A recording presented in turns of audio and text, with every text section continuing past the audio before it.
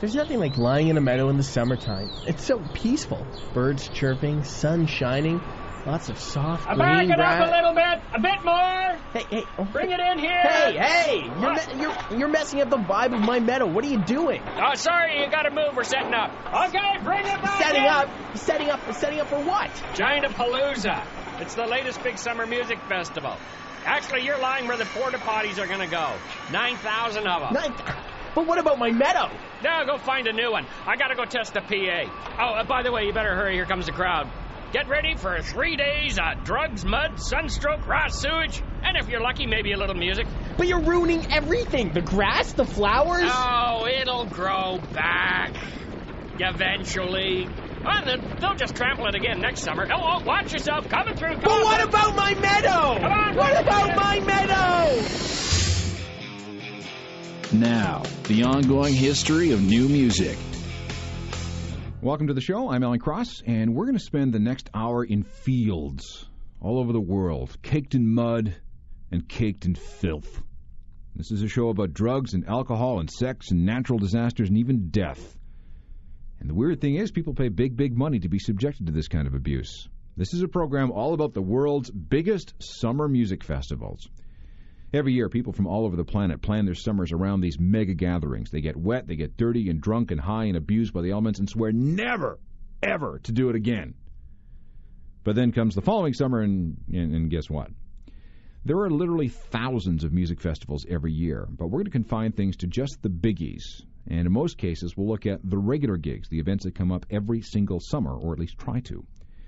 Before the early 1990s, North America didn't have much of an outdoor festival culture. It was all about massive arena or stadium shows, not sitting in a field somewhere. That all began to change on July 18, 1991, at Compton Terrace, which is just outside of Phoenix. It was the first ever Lollapalooza festival. This whole thing started because Jane's Addiction singer Perry Farrell came down with a cold that turned into laryngitis. And that laryngitis meant that Jane's Addiction had to cancel their appearance at the 1990 Reading Festival over in England. Unable to sing and with nothing better to do, Perry and the band cruised the crowd at Reading, and they were so impressed by what they saw, especially the crowd's reaction during a set by the Pixies, that they decided to try and organize a traveling version of the Reading Festival for North America. Perry was the guy who came up with the name. During the planning stages of the first festival, he stayed up all night to watch a Three Stooges marathon on TV. And the Stooges used a certain nonsense word to describe something huge and unbelievable. And so it came to pass that Perry's festival became known as Lollapalooza. The glory years of the festival were from 1991 to 1995. Bands like Jane's and the Chili Peppers and Pearl Jam, Soundgarden, Nine Inch Nails, Green Day, the Beastie Boys, Tool, Hole, Sonic Youth, the Smashing Pumpkins, and tons of others helped forge the alternative nation of the early 1990s. But then things began to get a little dodgy in 1996 when Metallica ended up as headliners. At the time, that was thought to be a little strange. And then Perry Farrell got into a fight with the other organizers of the show and split. There was one more year, 1997, before the thing was put into mothballs. It had run out of gas, and in the era of Britney Spears and the Backstreet Boys, nobody seemed to care about Lollapalooza anymore. But in 2003, Jane's Addiction decided to get back together, and their chief vehicle was a resurrected Lollapalooza that also featured Audioslave and Incubus and A Perfect Circle. Then there's the 2004 edition, the 9th Lollapalooza tour, featuring Morrissey, the Flaming Lips, Sonic Youth, and the Black Rebel Motorcycle Club, among others. So, here we are, Lollapalooza, the granddaddy of touring summer festivals in North America. I was going to say, women reaching the age of menopause. That'll do. Right.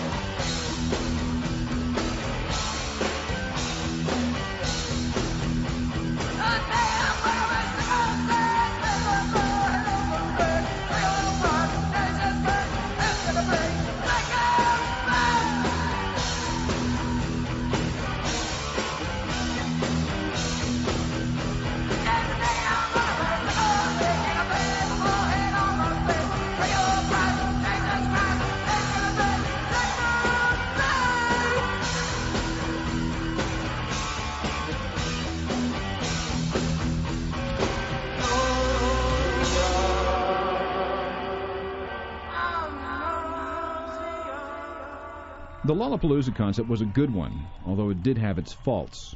The first time around, anyway. It got too big and too bloated and too expensive, and in its attempt to be as inclusive as possible, it also lost its musical focus.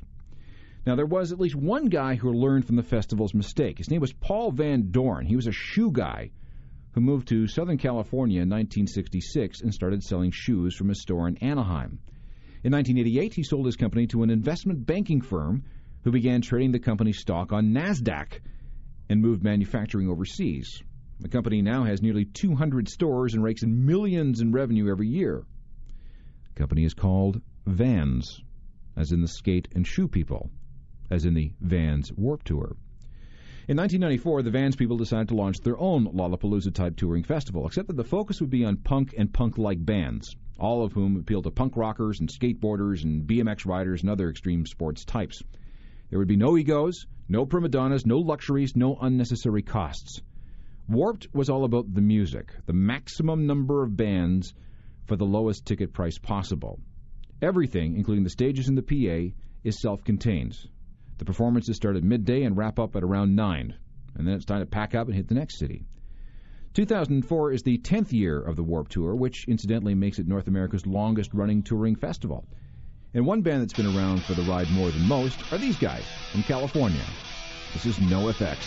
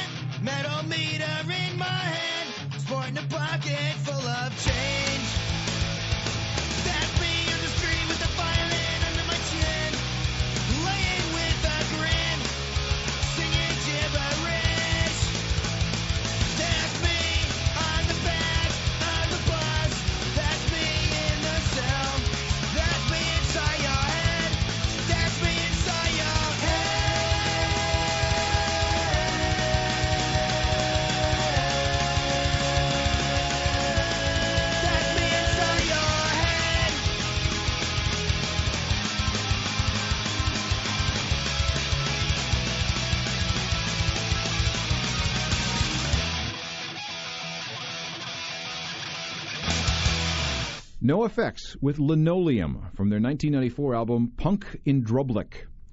The Europeans, along with the folks in the Caribbean and South America, have known how to do this kind of thing for decades. You know, the big field festival. But it's only recently that North Americans have begun to figure out how to stage a proper outdoor festival for tens of thousands of people in the same place year after year. A descendant of the Lollapalooza Festival is Coachella. This is probably the closest thing America has to a European-style summer festival. The Coachella Valley Music and Arts Festival is held in early May just outside of Indio, California, which is about 130 miles east of Los Angeles on Interstate 10. If you can find Palm Springs on a map, you can find Indio. People have been talking more and more about Coachella since it began in 1999. The desert setting is awesome, and the organizers have been brilliant when it comes to booking bands, and they've been especially good at getting hard-to-get acts. It was at Coachella that Iggy Pop and the Stooges got back together. They managed to nail down Tool for a gig when they weren't touring at all. In 2004, they booked the Pixies, a semi-retired Cure, and even Kraftwerk. Plus, they get all the A-list stuff, the Beastie Boys and Blur and the White Stripes, Oasis, Chili Peppers, and many, many more. Coachella has become one of the destinations for concert fans, the kind of event people plan their vacations around. And in 2004, the event was hopelessly sold out thanks to appearances by such bands as Radiohead, and the aforementioned reformed Pixies. Hi. We're going to play some songs now, but they told us that it's a bit hot and squishy down front, so just so we don't have to stop the show, maybe we could keep the pushing to a minimum. That would be great, so we don't have to stop and all that baloney. Thank you. And now...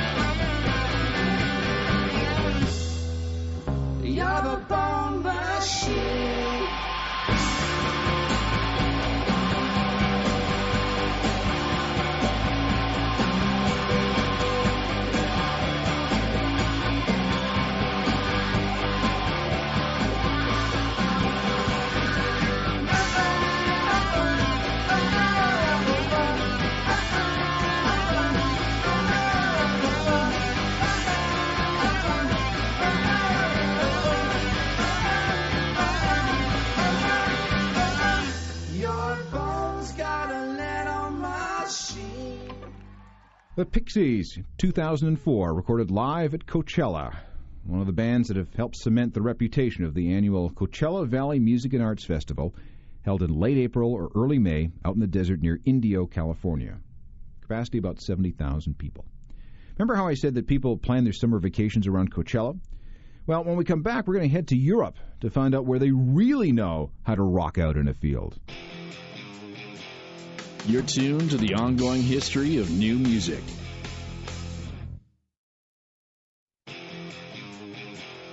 You're tuned to the ongoing history of new music. Rock festivals, as we know them, have been around for over 40 years. Most have come and gone after enjoying their place in the sun, but there are several who have managed to survive for decades. The biggest and most influential of them all is Glastonbury, which was first staged in 1970 on a farm owned by a dude named Michael Eaves. And every year, huge crowds descend on the 600 acres of Worthy Farm in Picton, which is about 8 miles from the city of Glastonbury, which itself is about 150 miles west of London. It started as a peace and love counterculture hippie thing, but in the decades since it began, Glastonbury has become this huge cultural happening at the end of June that attracts people from not only all over the UK, but from all over Europe and from all over the world. It's not uncommon for all 150,000 tickets to sell out in less than 24 hours. Careers can be made or broken at Glastonbury. For example, Radiohead's reputation as a live act was cemented with their performance in 1997. They still tell stories about the Velvet Underground's incredibly rare performance in 1993. And then there are the stories about the rain and the mud. At the best of times, conditions in Glastonbury can be disgusting. And when it rains, well, you'll just get mud in places where it really shouldn't be. One of the messiest and dirtiest years was 1986 when the skies opened up during the Cure's set. Over 150,000 people still trying to scrub up from that one.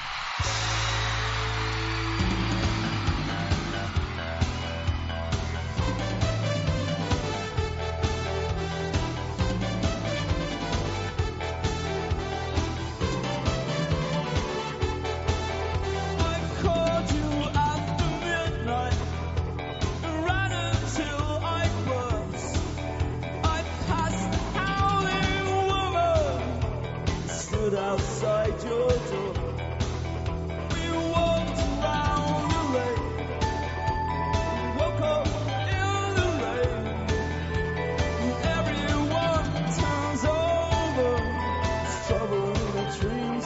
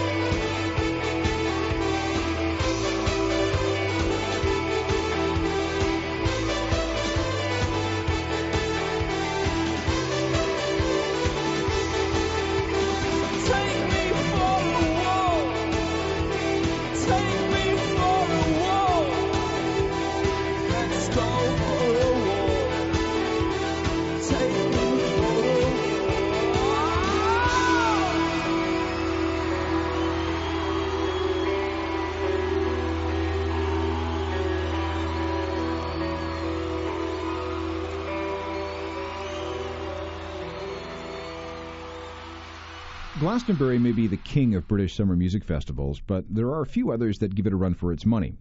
One such event is the aforementioned Reading Festival, which takes place in, obviously, Reading, which is about an hour's drive west of London. It takes place over a long weekend in August. The first Reading Festival was in 1971, when the promoter was looking for a site along the Thames River.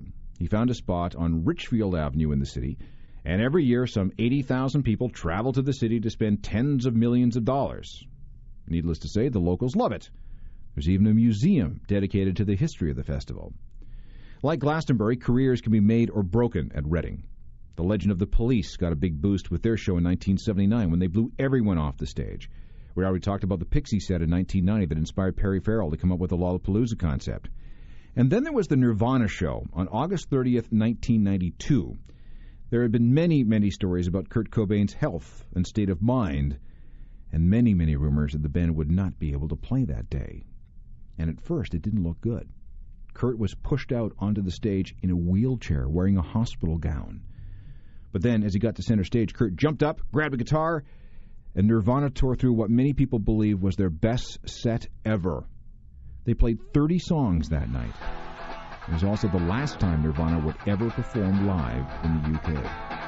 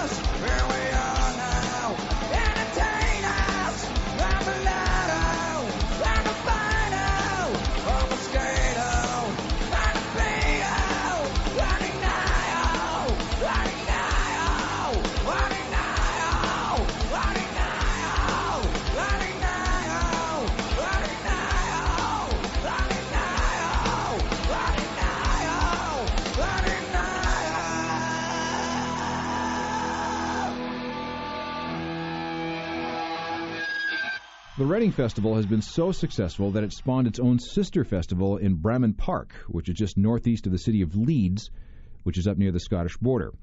The Leeds Festival happens at exactly the same time, the same August-long weekend, with the same bands as Reading, only on different days. For example, the bands that play Reading on Saturday will play Leeds on Sunday, and vice versa. This arrangement has been going on since 2000, but it already has its own traditions. Once the sun goes down the last night, it is expected that you line up and help set fire to the porta-potties. Obviously, if Leeds is a sister festival to Reading, we've seen the same bands play each festival since the arrangement started in 2000. This includes Oasis and Beck and Queens of the Stone Age and Eminem and Marilyn Manson, Green Day, The Strokes, and the White Stripes. The Stripes were supposed to play in 2003, but then Jack had that car accident and broke his finger. And that's why the White Stripes felt they had to honor a promise to appear in 2004.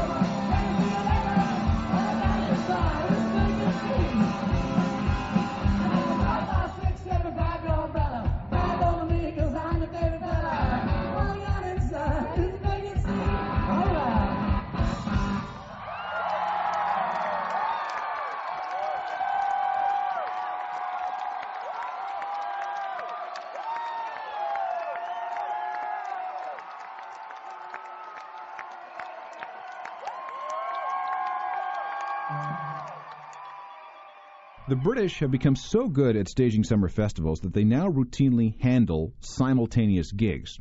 So not only do Reading and Leeds go off at the same time, but there's the annual double shot of the V Festival. This event started up in 1996, back in the days when Britpop was in full swing. It takes place in August, simultaneously in Weston Park, which is near Birmingham, which is halfway between London and Manchester, and in Highlands Park, which is in Chelmsford, which is just northeast of London. And why is it called the V Festival? Because the major sponsor is Virgin, Sir Richard Branson's conglomerate. You know, the guy with the airline and the trains and the mobile phones and the colas who likes to do weird things like fly around the world in a hot air balloon? Yeah, that guy. Like Glastonbury and Leeds and Reading, there are multiple stages, multiple tents, where you can see everyone from the newest up-and-coming indie bands to some of the biggest acts in the world. Over the years, the V Festival has featured the Chili Peppers, Coldplay, Foo Fighters, Green Day, Nickelback, The Verve, and tons of others. The 2004 lineup featured the Strokes, Jet, Muse, Primal Scream, and the Pixies.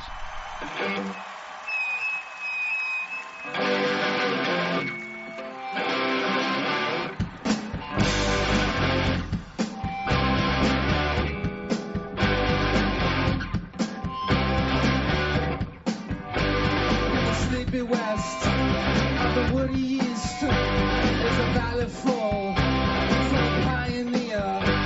We're not just kids, to say the least. We got ideas to us that's dear. Like capitalists, like communists, like lots of things we've heard about. Oh, dance with me, oh, don't be shy. Oh, kiss me, cunt. Oh, kiss me, cock. Oh, kiss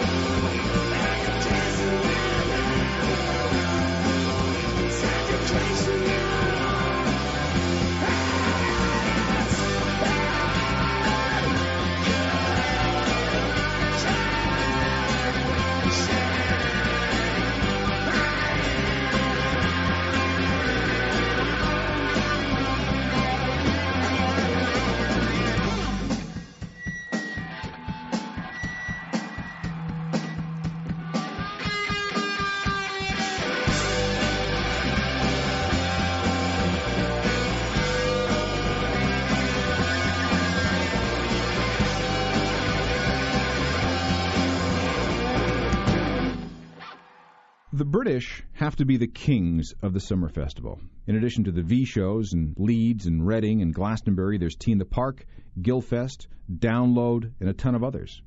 If you wanted to, you could spend just about every single summer weekend at some kind of music event, camping out in a field somewhere. So there's a quick summary of North America and the UK.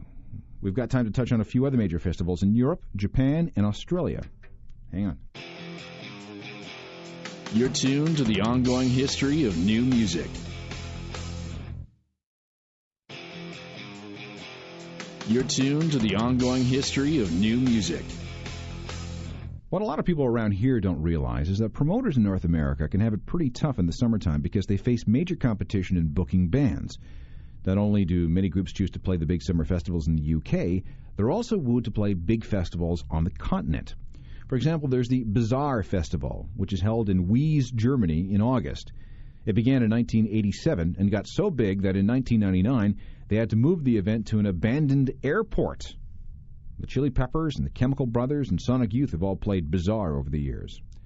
Also in Germany, there's the annual Love Parade in Berlin, although they ran out of money in 2004 and couldn't pull anything together. There's the Koningen Pop Festival, is a free show that happens every April in the Netherlands. It's a very popular stop for bands who happen to be touring through Europe at the time. And then there's Roskilde, which is held in Denmark in late June. It began in 1971 as an attempt to emulate Woodstock, and over the years it evolved from this hippie gathering to an event which booked some very cool and very edgy acts. U2 and Elvis Costello got big career boosts by playing Roskilde early on in their careers. Over the years, Roskilde has featured The Cure and Radiohead and Pearl Jam, who were at the center of a terrible situation in June 2000 when 9 people were crushed to death during their set. They were suffocated. The whole thing was investigated by Danish police, and Pearl Jam was eventually cleared of any wrongdoing, but it has permanently scarred the psyches of everyone in the group. It was a very, very bad scene.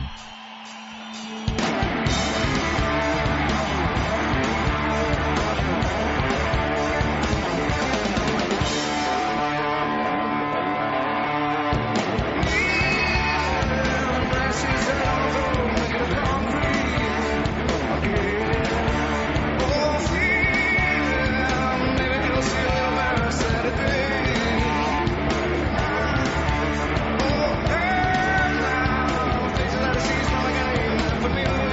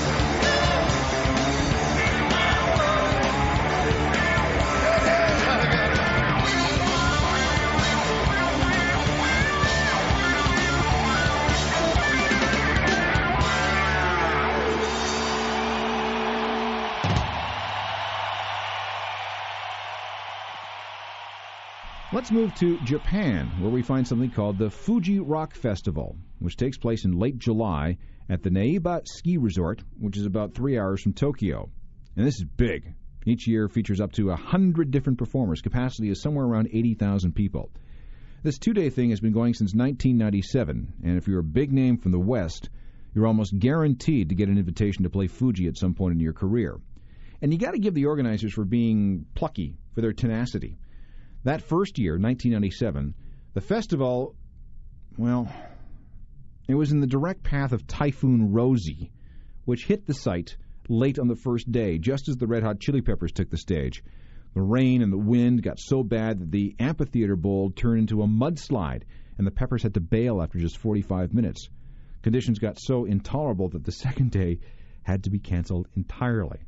So, if you've got a horror story about camping out for a summer festival and you got hit by bad weather, chances are it's nothing compared to what the kids got on the slopes of Mount Fuji in July 1997 when Typhoon Rosie came calling.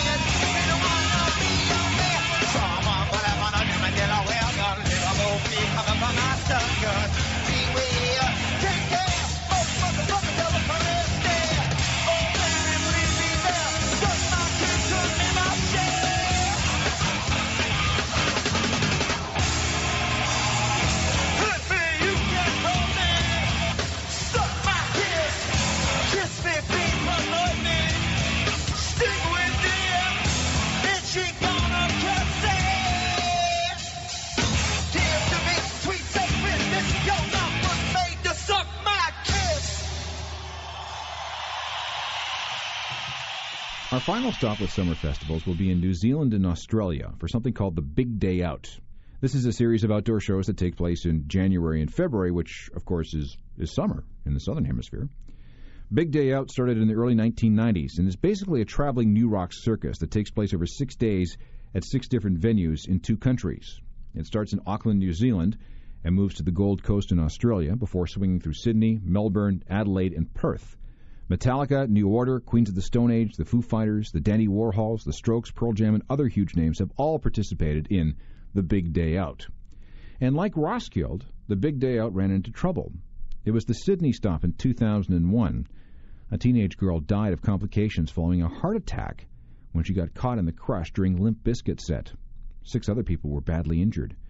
Both Limp Bizkit and event organizers were investigated by police, and it took over a year to sort things out. The concert was in January 2001, and the judgment wasn't handed down until November 2002. In the end, Limp Bizkit was cleared of any culpability. The blame was hung on the promoters, who failed to take the appropriate crowd control precautions. It remains a big scar on the whole event. How many y'all out there? How many y'all out there? How many y'all out there would do it all for the nookie?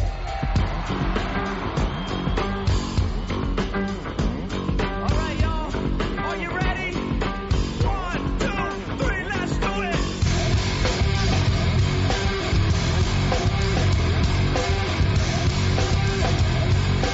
I did it all for the nookie, man.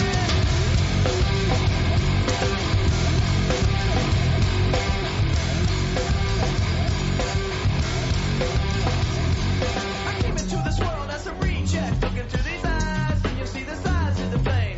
Dwelling on the past, it's burning up my brain. Everyone that burns is to learn from the pain.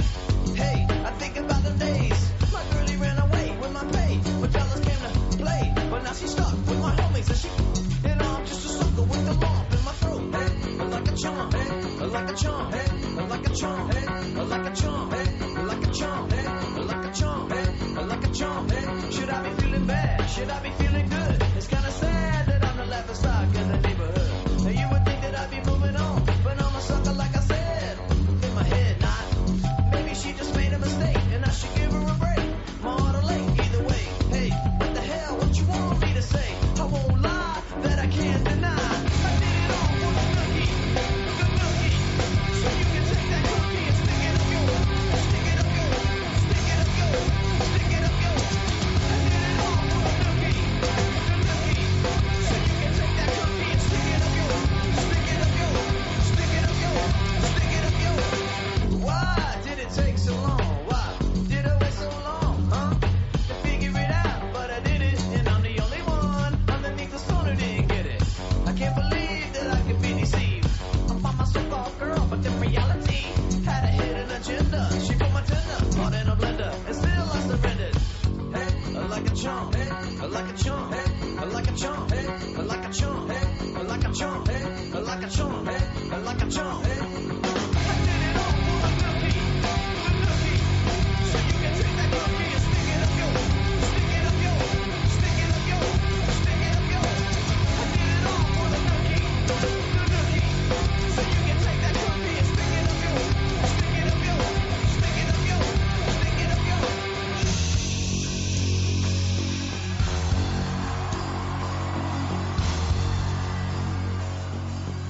Back with a few more summer concert ideas right after this. You're tuned to the ongoing history of new music. You're tuned to the ongoing history of new music.